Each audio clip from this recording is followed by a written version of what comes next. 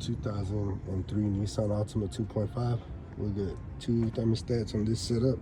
We'll be changing both of them. One's located right here, one's located right here, along with the coolant temperature sensor. So what you want to do first is remove all of the air intake plastic tubing and housing for your air filter out the way.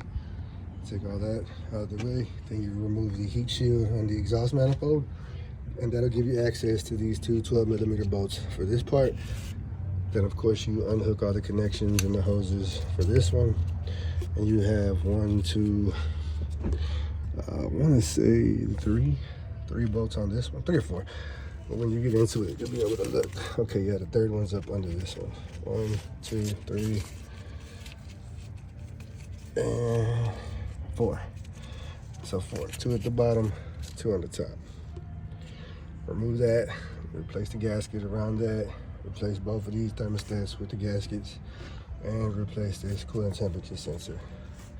So far the only tools that are required are a 10mm and a 12mm. 10mm to remove the exhaust manifold heat shield, 12mm to remove thermostat housing bolts, and of course your pliers for these clamps right there. So yeah, that's all you need. Not too bad. All right, so once you remove the two 12mm bolts from this housing, that will then allow you to remove the first thermostat. And you can stick a flat end in there like this, just kind of pry against it, pop right out. So when you get your new ones, you'll see that it comes with 2 in the pack. One is a little bit shorter than the other, so it's kind of self-explanatory where they go, because the one on the front of the engine is this one, the one we just removed, so that would be the longer one. So the longer one goes in there, shorter one in there. Okay. So in order to gain access to this 12mm bolt under there, we'll require you to have a swivel with an extension, because if not, this coolant passage will get in the way and you will not be able to access it. Okay, so here's an update. This is the thermostat housing. Sits in place like this.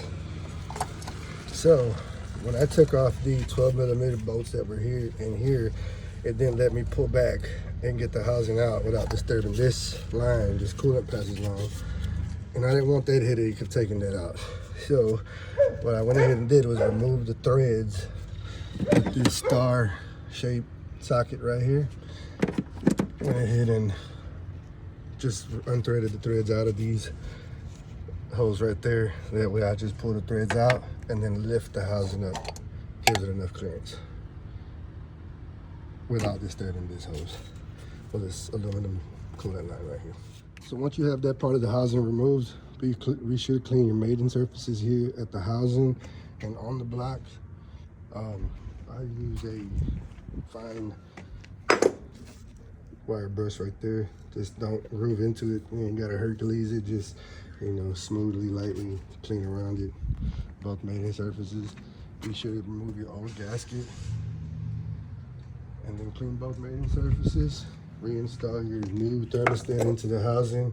Apply your new gasket. Torque the bolts down to specs and reassemble.